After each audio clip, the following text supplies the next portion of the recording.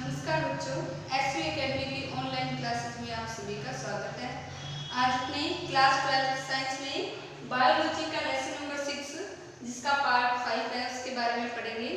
तो last video में अपने इस लेसन के जो रसारोहण के सिद्धांत थे उनके कौन कौन से सिद्धांत थे उनके नाम देखे थे और इस वीडियो में अपने जो जल अवशोषण है उसकी क्रिया विधि के बारे में पढ़ा।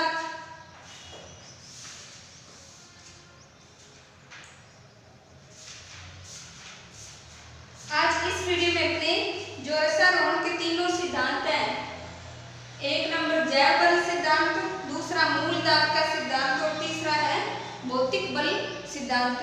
इन तीनों सिद्धांतों का अपने आज कंप्लीट से पढ़ेंगे। तो सबसे पहले अपने स्टार्ट करते हैं जैव बल सिद्धांत। जैव बल सिद्धांत में क्या क्या बताया गया है, वैज्ञानिकों ने कौन कौन से मत प्रस्तुत किए उसके बारे में पढ़ते हैं। तो इस सिद्धांत के अनुसार रसारोहण एक जैविक क्रिया है। रसारोहण क्या है? एक जैविक क्रिया है। पौधों में रसारोहण तने की जीवित कोशिकाओं में होने वाली क्रियाओं के कारण उत्पन्न जैव बलों द्वारा होता है। तो इस सिद्धांत के अनुसार रसारोहण एक क्या है? जैविक क्रिया है। पौधों में रसारोहण तने की कौन सी जीवित कोशिकाएं हैं ये वही करती हैं, तो ये जैव बलों द्वारा होता है। इस संबंध में प्रमुख वैज्ञानिकों के विचार निम्न है। कौन कौन से विचार हैं? एक नंबर है गोडलेवस्की। गोडलेवस्की ने क्या कहा? इन्होंने रीले पंप सिद्धांत के अनुसार जाइलम मर्दूतक तथा मज्जा रश्मियों की जीवित कोशिकाओं के प्राशरण दाब में आवर्ती परिवर्तन होते हैं। इन्होंने क्या बताया कि जो जैव बल सिद्धांत है उसको क्या नाम दिया? रीले पंप सिद्धांत। तो रीले पंप सिद्धांत किसने? गोडलेवस्की ने दिया। इसके अनुसार जो जाइलम की कोशिकाएं होती है, मतलब जो जल का परिवहन करती हैं, तो जाइलम की कोशिकाएं मर्दूतक तथा मज्जा रश्मियों की जीवित कोशिकाओं के प्राशरण दाब में आवर्ती परिवर्तन होते हैं, जिसके अनुसार रसारोहण की क्रिया होती है। फिर सर जेसी बोस का स्पंदन सिद्धांत। सर जेसी बोस ने कौन सा सिद्धांत दिया? स्पंदन का सिद्धांत दिया। इस सिद्धांत के अनुसार इनके अनुसार पौधों में रसारोहण तने के बलकुट की सबसे भीतर की कोशिकाएं जो अंतःत्वचा के संपर्क में होती हैं, इनमें नियमित लयबद्ध स्पंदन के कारण रसारोहण होता है। तो इनमें जो नियमित लयबद्ध स्पंदन होता रहता है, उस स्पंदन के कारण क्या जल है वो नीचे से ऊपर विभिन्न भागों तक पहुंचाया जाता है। तो इसे कौन सा सिद्धांत दिया गया? स्पंदन का सिद्धांत। किसने दिया? सर जेसी बोस का ये सिद्धांत है, जिसे रसारोहण का स्पंदन सिद्धांत कहा जाता है। इसके बाद में जो स्ट्रासबर्गर वैज्ञानिक थे उन्होंने क्या इस सिद्धांत के बारे में बताया, तो वो अपने आगे पढ़ते हैं।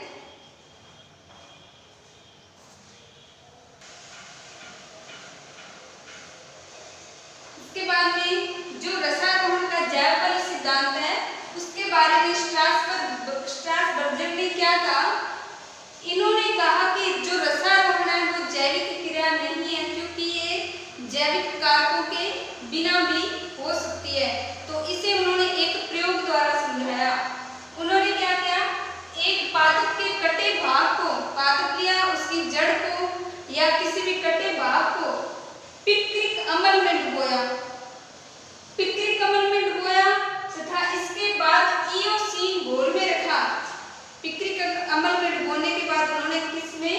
इयोसीन के घोल में रखा तथा थोड़ी देर बाद इयोसीन का लाल रंग पत्तियों तक पहुंच गया। उसके बाद में क्या हुआ? इयोसीन का जो लाल रंग है वो पत्तियों तक पहुंच गया। इससे सिद्ध होता है कि पिक्रिक अम्ल है वो कोशिकाओं के मर जाने के बाद भी रसारोहण क्रिया में संपन्न करवाता है।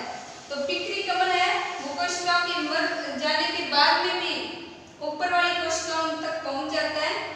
तो इससे क्या रसारोहण की क्रिया संपन्न होती है। और लाल जल है वो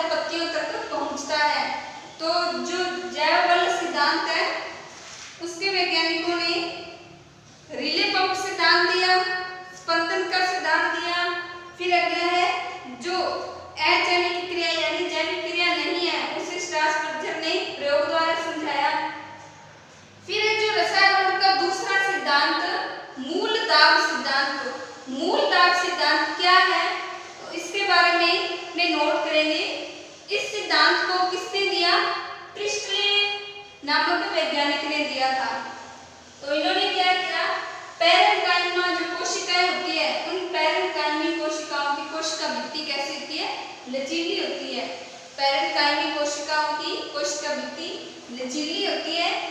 इन कोशिकाओं में जल अथवा विलयन के प्रवेश से, जो पैरेन्काइमी कोशिकाएं होती हैं उनमें जल अथवा विलयन के प्रवेश से उनकी कोशिका भित्ति में तनाव उत्पन्न होता है और वह पुनः अपनी सामान्य स्थिति में आने का प्रयास करती है। तो ये रसायन का मूल दाब का सिद्धांत है।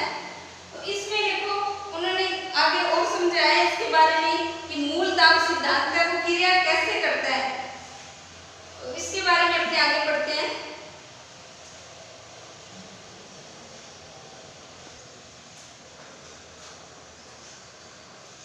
तो मूल दाब को किससे नापते हैं? अपने मैनोमीटर एक उपकरण होता है, उस मैनोमीटर उपकरण से मूल दाब का मापन किया जाता है, जो इस तरह से दर्शाया गया है।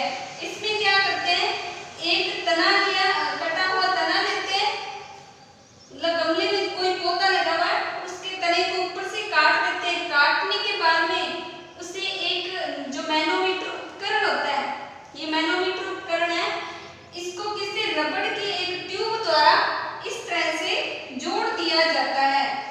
तो रबड़ की ट्यूब से जोड़ दिया जाता है। उसके बाद में इस मैनोमीटर उपकरण में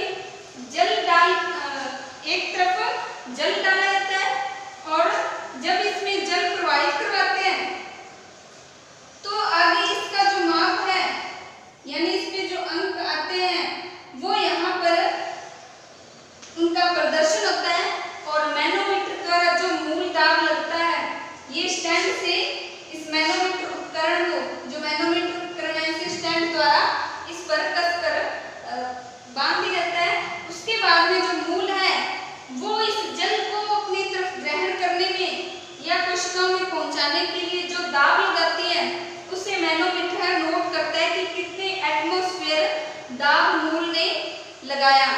तो मूल दाब का मापन इस मैनोमीटर उपकरण द्वारा किया जाता है। किसी भी पादप में इसका मान क्या, मैनोमीटर का मान कितना होता है? कोई भी पादप है उसमें 2 वायुमंडलीय यानी 2 एटमॉस्फेयर, एटीएम भी बोल सकते हैं, 2 एटमॉस्फेयर या 2 वायुमंडलीय दाब से अधिक नहीं पाया जाता है, से अधिक नहीं होता है।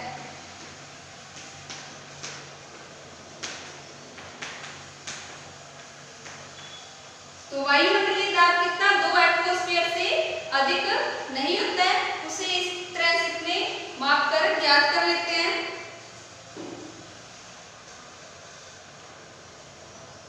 फिर इसके बाद में आगे की जो वायुमंडलीय दाब है, 2 वायुमंडलीय दाब को तो में जल को कितने मीटर तक, 20 मीटर ऊंचाई तक पहुंचाता है। यदि वायुमंडलीय दाब 2 एटमॉस्फेयर है तो जल को कितनी ऊंचाई तक पहुंच जाता है? जल को 20 मीटर ऊंचाई तक पहुंचाता है, ऊंचाई तक पहुंचाता है।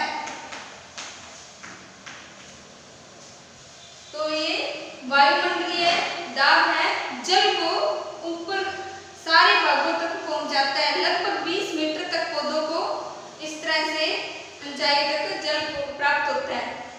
इसके बाद में आगे नोट करेंगे,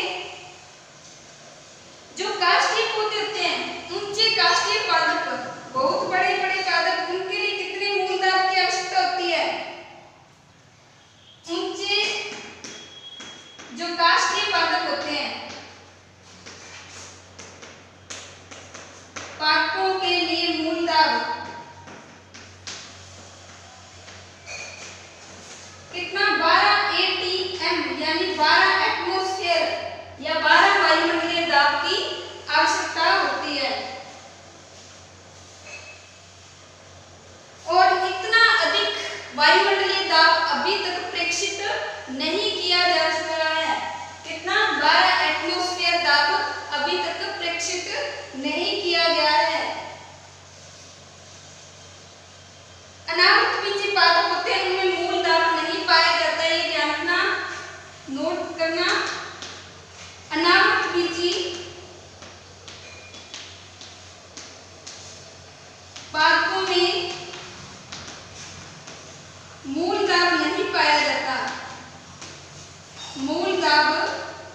नहीं पाया जाता है।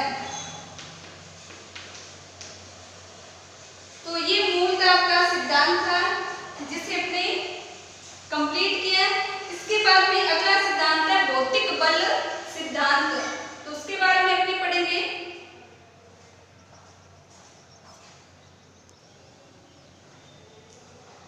अब लास्ट में आगे 3 नंबर भौतिक बल सिद्धांत। तो जो भौतिक बल सिद्धांत है इसमें जल को किस प्रकार पहुंचाया जाता है, यानी रसारोहण की कौन सी क्रिया होती है। तो इसमें अपने देखेंगे इस सिद्धांत के अनुसार जो रसारोहण है एक भौतिक क्रिया है, मतलब कुछ भौतिक कारक होते हैं वही जल को ऊपर वाले भागों तक पहुंचाते हैं। तो जो ये भौतिक क्रिया होती है इसे कौन करते हैं, कुछ भौतिक बल होते हैं वही इस क्रिया को संपन्न करवाते हैं। तो केवल भौतिक कारकों से ही ये संपन्न होती है। इसमें क्या जीवित कोशिकाएं भाग नहीं लेती हैं। जो भौतिक बल सिद्धांत है इसके अनुसार जीवित कोशिकाएं भाग नहीं लेंगी, केवल निर्जीव भौतिक कारक ही भाग लेते हैं। और वो भौतिक बल कौन कौन से हैं, वायुमंडलीय दाब है, ये भौतिक बल है जो क्या रसारोहण की क्रिया संपन्न करवाता है। अंतःशोषण क्रिया, इसमें क्या जो कोई भी भाग है पादप का वो अपनी तरफ जल को अंदर अब्जॉर्ब करता है यानी अवशोषित करता है। केशिकत्व सिद्धांत, केशिकत्व सिद्धांत में क्या कुछ कैपिलरी या केशिकाएं होती हैं मृदा में पाई जाती हैं, वो जल को ऊपर पहुंचाने का कार्य करती हैं। ये सिद्धांत होते हैं भौतिक बल में जो क्या रसारोहण की क्रिया संपन्न करवाते हैं। अब इन सिद्धांतों में कौन सा एक डिक्सन व जोली का सिद्धांत है जिसका नाम क्या ससंजन बल सिद्धांत। तो डिक्सन व जोली के सिद्धांत का नाम याद रखना ससंजन बल सिद्धांत। और इसमें जो वाष्पोत्सर्जन व अपकर्ष, वाष्पोत्सर्जन अपकर्ष या खिंचाव सिद्धांत है, ये सर्वाधिक मान्य सिद्धांत है। कौन सा वाष्पोत्सर्जन या वाष्पोत्सर्जन अपकर्ष या खिंचाव सिद्धांत सर्वाधिक मान्य सिद्धांत है। तो इस भौतिक बल सिद्धांत के अनुसार भौतिक कारक ही रसारोहण की क्रिया संपन्न करवाते हैं। अब इस सिद्धांत में होता क्या है, जो पौधे में जड़ से लेकर आगे पत्तियों तक जल का एक अटूट स्तंभ होता है। क्या होता है इस सिद्धांत में, जड़ से पत्तियों तक जल का एक अटूट स्तंभ होता है।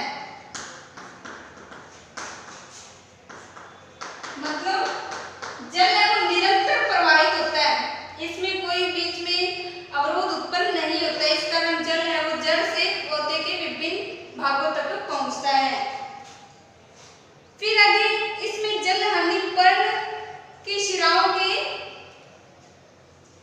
पर्ण शिराओं है उनमें खिंचाव उत्पन्न होता है और उस खिंचाव के कारण जल की हानि होती है। जो वाष्पोत्सर्जन में जल हानि है, वाष्पोत्सर्जन में जल हानि कौन करती है, पत्तियां हैं, पत्तियों पर जो रंध्र उपस्थित होते हैं। जल हानि पर्ण की जो शिराएं होती है, पर्ण की शिराओं में क्या खिंचाव उत्पन्न होता है, पर्ण की शिराओं में जल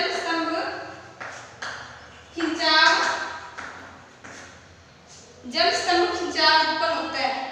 जल स्तंभ में खिंचाव उत्पन्न होता है जिसके कारण जल की हानि होती है या वाष्पोत्सर्जन में जल बाहर निकलता है। इसमें जो जल के अणु हैं उनके मध्य कौन सा बल होता है, अगला 3 नंबर पॉइंट, जल के अणुओं के मध्य कौन सा बल होता है, अणुओं में ससंजन बल होता है। ससंजन